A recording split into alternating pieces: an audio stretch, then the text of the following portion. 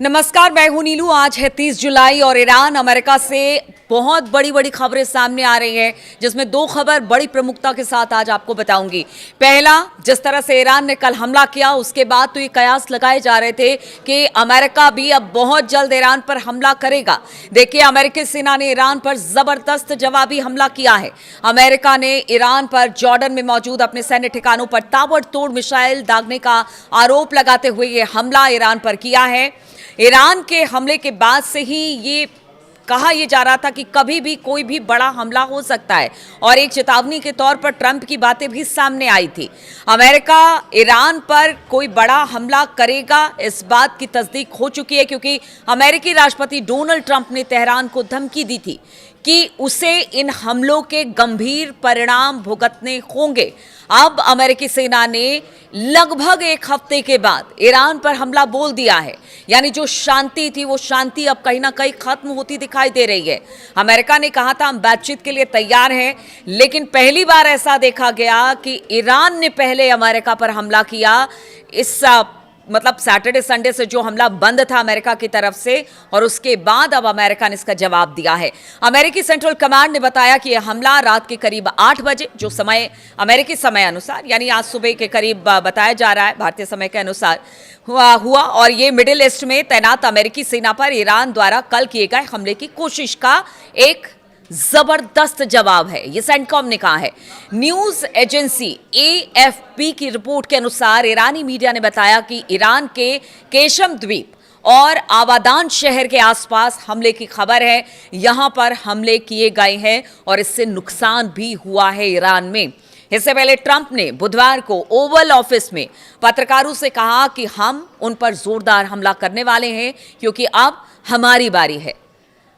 देखिए, मतलब कल से ही ये कहा जा रहा था, ये हमेशा हमने देखा कि पहले अमेरिका ने हमला किया और उसके बाद ईरान ने उसका जवाब दिया, लेकिन इस बार बाजी पलटी।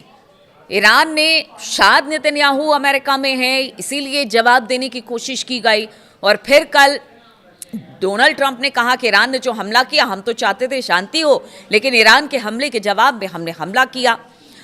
और उन्होंने कहा अब हमारी बारी है। उन्हें पता है कि ऐसा होने वाला है और हम बड़ा हमला करने वाले हैं, ये कल डोनाल्ड ट्रंप ने कहा था।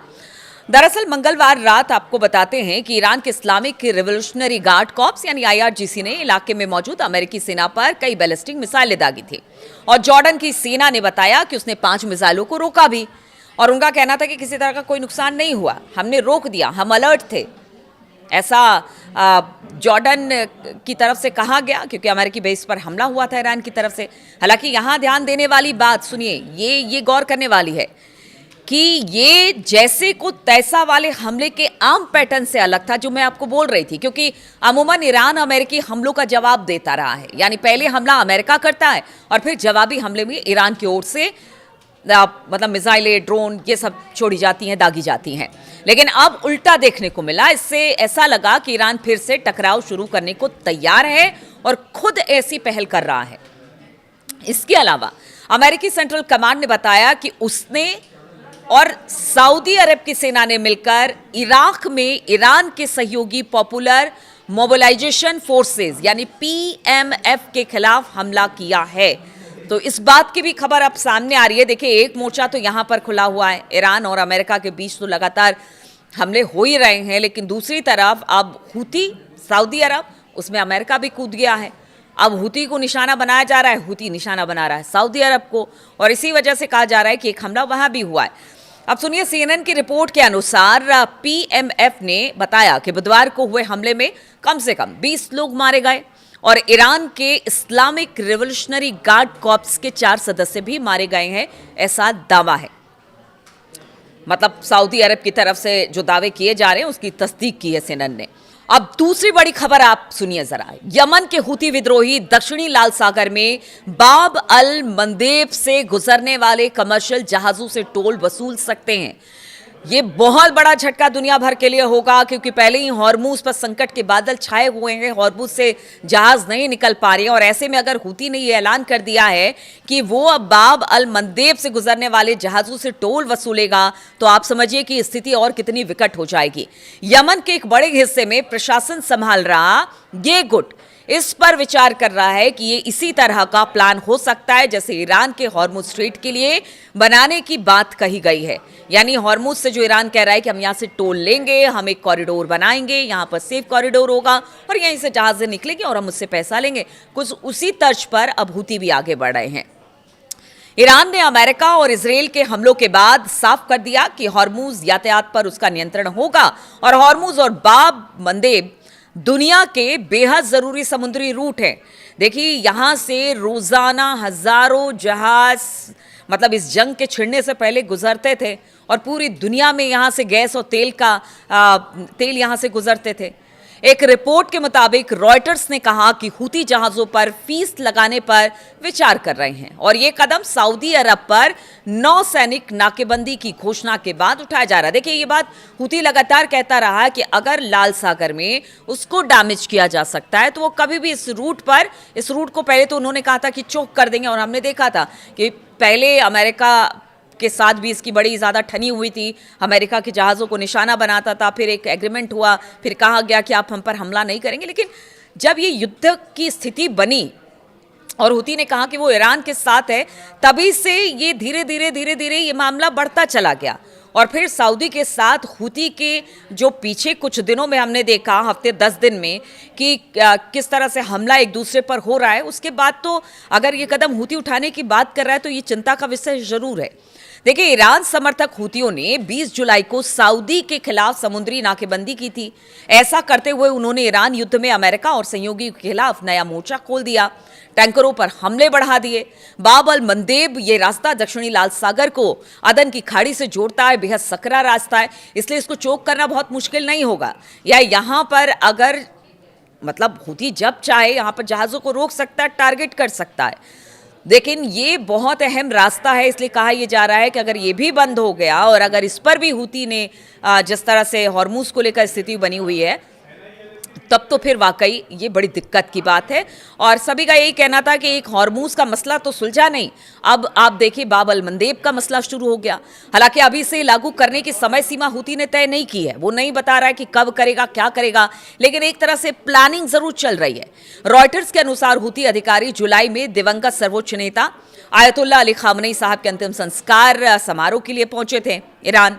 वहां ईरानी अधिकारियों ने उनसे बाब अल मंदेब से गुजरने वाले जहाजों पर फीस लगाने के मुद्दे पर चर्चा की। शायद ईरान भी चाहता था कि हूती वहां पर दबाव बनाए, जिससे यहां पर अमेरिका और ईरान के बीच में जो युद्ध है उसका असर पूरी दुनिया पर पड़े। शायद इसी मंशा के साथ ये सब कुछ किया गया। एक तरह से कह लीजिए कि ये दबाव बनाने की कोशिश है हूती और ईरान की तरफ से। हूती का बाब अल मंदेब में टोल लगाने का कदम का मकसद अंतर्राष्ट्रीय जलमार्गों पर फीस लगाने की प्रक्रिया को सामान्य बनाना और अमेरिका पर दबाव बढ़ाना है। रिपोर्ट के अनुसार तेहरान से हवाई जहाज से लौटे, बताया जा रहा है कि जब तेहरान से लौटे हूती अधिकारी तो उनके साथ ईरानी सलाहकार भी मौजूद थे उस प्लेन में। इस तरह की भी खबरें आ रही हैं और ये सलाहकार एक संभावित अथॉरिटी बनाने में बताया जा रहा है कि हूतियों की मदद करेंगे, जो बाब अल मंदेब से गुजरने वाले जहाजों पर फीस रेगुलेट करेगी। और अगर ऐसा होता है तो तेल सप्लाई में कमी का डर अब पूरी दुनिया को सताने लगा है। देखिए, बाब अल मंदेब से होते हुए एशिया तक जाने में औसतन 16 दिन लगते हैं। अगर यही कार्गो को उत्तरी लाल सागर, स्वेज नहर और फिर दक्षिणी अफ्रीका के रास्ते भेजा जाए तो इसमें 50 दिन लग सकते हैं। आप देखिए कि ये रास्ता कितना लंबा हो जाएगा, कहां 16 दिन और कहां 50 दिन। रास्ता लंबा, खर्चा ज़्यादा, और उस पर से आप सोचिए कि जो दिन बीतेंगे और जो किल्लत होगी आने जाने आप में तमाम चीज़ों में, वो अलग। ऐसे में ये रूट वैश्विक व्यापार के लिए बेहद अहम माना जा रहा है। अब एक और खबर सुन लीजिए, ये चीन से आ रही है और ये अमेरिका और ईरान के युद्ध से जुड़ी हुई है। देखिए, चीन की एक कंपनी है जिसने ये दावा किया है कि जो डोनाल्ड ट्रंप है या उनकी सरकार है जो अपने संसद में ईरान युद्ध में हुए नुकसान की बात कह रही है, उस बात में दम नहीं है। यानी ट्रंप बता रहे हैं कि उनका बहुत ज्यादा नुकसान ईरान के साथ युद्ध में नहीं हुआ है। जितना नुकसान का आंकड़ा वो अपनी संसद में रख रहे हैं वो सब झूठ है। अगर चीनी खुफिया एक एजेंसी है, अगर उसके हिसाब से अगर बात की जाए तो उनका कहना है कि इस युद्ध में अमेरिका को बहुत ज़्यादा नुकसान हुआ है, जिसको अमेरिका बता नहीं रहा है। उन्होंने ये भी कहा कि ईरान को भी नुकसान हुआ है, लेकिन ईरान के नुकसान को अमेरिका बढ़ा चढ़ा कर दिखा रहा है और अपने नुकसान को वो कम करके दिखा रहा है। अब इस बात में कितनी सच्चाई है, चूंकि ये चीनी खुफिया रिपोर्ट है, इसलिए बहुत ज़्यादा इस पर बातचीत नहीं होगी। अब हो सकता है आगे आने वाले में और सारे आंकड़ों के साथ आए कि किस तरह से अमेरिका अपने आप को ये कह रहा है कि उसका बहुत ज़्यादा नुकसान नहीं हुआ है, लेकिन नुकसान बहुत ज़्यादा हुआ है और अमेरिका इस ईरान के युद्ध में हिला हुआ है।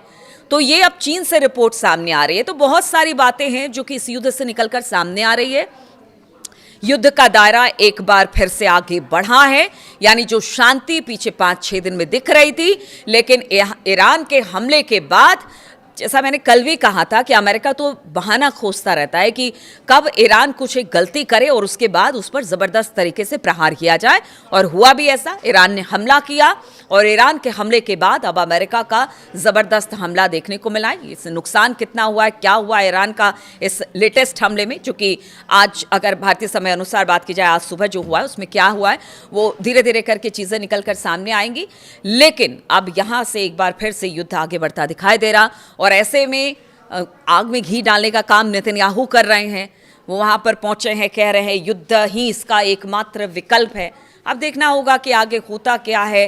क्या ये जो मसला था, जो बातचीत एक लग रहा था कि थोड़ी सी बातचीत हो सकती है, तो वो बातचीत क्या आगे बढ़ेगी या फिर हमले का दौर एक बार फिर से शुरू हो जाएगा।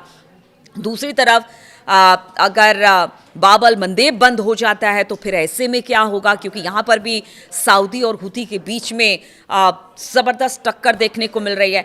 सऊदी ने जो इराक में कल हमला किया और मिलिशिया ग्रुपों पर, उसके बाद कहा जा रहा है कि हुती बहुत जल्द बड़ा हमला सऊदी पर करने वाला है। तो हमला कब होगा, क्या आज ही रात होगा, कल होगा, क्या होगा, इस पर मेरी नज़र बनी रहेगी। बहुत बहुत शुक्रिया मेरे साथ इस वीडियो में शामिल होने के लिए, और आपके अच्छे अच्छे कमेंट का इंतज़ार रहेगा मुझे। आपके कमेंट को रोज़ाना पढ़ती हूँ और जवाब नहीं दे पाती हूँ, लेकिन पढ़ती ज़रूर हूँ। इस बात को ध्यान में रखिएगा, इसलिए अपना कमेंट ज़रूर कीजिएगा। बहुत बहुत शुक्रिया आप सभी का मेरे साथ जुड़ने के लिए।